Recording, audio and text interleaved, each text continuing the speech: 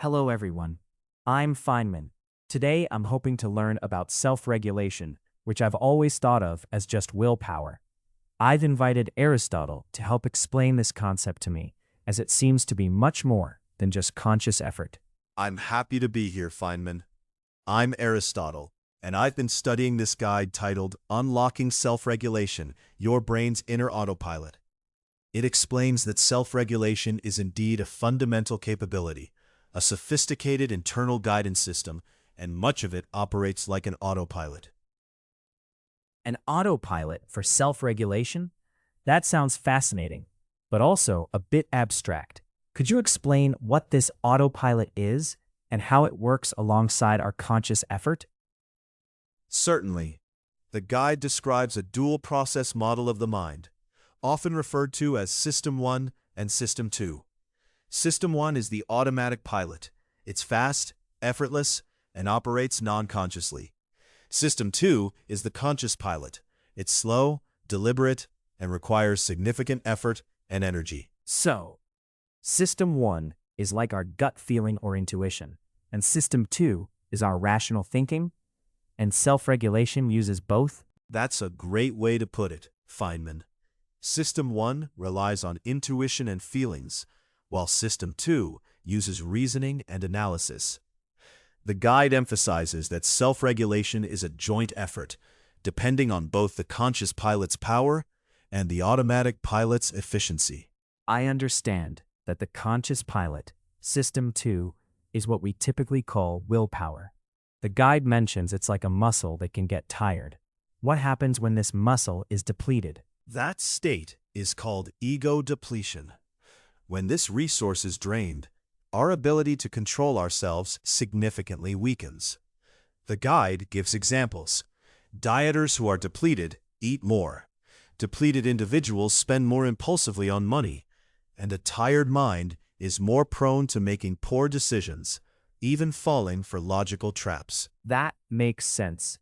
It's like when I'm tired, I'm more likely to grab unhealthy snacks or make impulse purchases. The guide also mentions that willpower is literally fueled by glucose, so a lack of energy directly impacts our self-control. Exactly. The guide points to research showing that depleted participants performed better on tasks after consuming a sugary drink, which provides glucose, demonstrating that willpower is literally fueled by the body's energy. This is why the automatic pilot is so crucial. Okay, so if willpower is so easily drained, how do we manage to achieve our goals? This is where the automatic pilot comes in, right? How does it work without conscious effort? The guide explains this through the automotive model and non-conscious priming. Subtle cues in our environment can activate goals, and these goals then operate outside our awareness to guide behavior. For instance, being exposed to words related to forming an impression can lead people to remember more details about someone later, without conscious instruction. So, our environment can subtly nudge us towards certain goals without us even realizing it. That's quite powerful. But how does the brain know if it's on the right track with these automatic goals? The guide describes this using a concept called goal hierarchies and feedback loops, similar to a thermostat. Behavior is organized into levels. System concepts like our idealized self-image, guiding principles like honesty, concrete programs like writing a report, and finally, low-level sequences and muscle tensions for execution. So, it's like a top-down structure. Our abstract values guide our principles, which then guide our specific actions.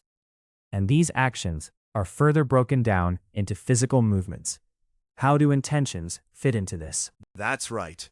The guide distinguishes between goal intentions, which specify a desired outcome, and implementation intentions. These latter are if-then plans. When X happens, I will do Y, which make goal pursuit more automatic and efficient by delegating control to situational cues. That's brilliant, using if-then plans to make things automatic. It also mentions goal shielding and overriding short-term desires, so the automatic pilot can actively protect our long-term goals. Precisely. The hierarchy ensures vertical integration, where higher systems reset standards for lower ones. Focal attention means we don't always engage the whole hierarchy. Importantly, failures at higher levels have a greater emotional impact, and successful regulation often involves overriding impulses to protect these core goals.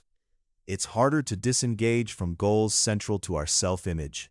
This is really starting to click. So we have the conscious pilot, the automatic pilot, and this hierarchical structure. But the guide also talks about emotions as feedback. How do our feelings fit into self-regulation? This is where the meta-monitoring feedback loop comes in. It doesn't track our position relative to a goal, but our rate of progress. The output of this system is our emotions. Positive emotions signal we're ahead of schedule, while negative emotions signal we're falling behind, or our strategy isn't working. So it's not just about how close we are to finishing, but how fast we're moving towards it. That's a profound insight. It means feeling good about progress, even if it's small, can reinforce our behavior. Exactly, Feynman. Our feelings are a built-in progress bar. Negative emotions are a signal to adjust our strategy, and positive emotions reinforce the current one. It's a vital part of our self-regulation toolkit, informing both the conscious and automatic pilots. Let me see if I can explain this back. Self-regulation isn't just willpower. It's a symphony between our conscious pilot, System 2, which is powerful but easily depleted, and our automatic pilot, System 1, which can pursue goals non-consciously.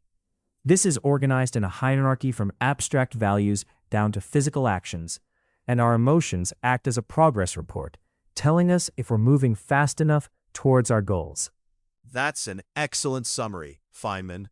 You've grasped the core concepts beautifully. The guide presents this comprehensive framework as a powerful lens for understanding human behavior, from small choices to lifelong ambitions.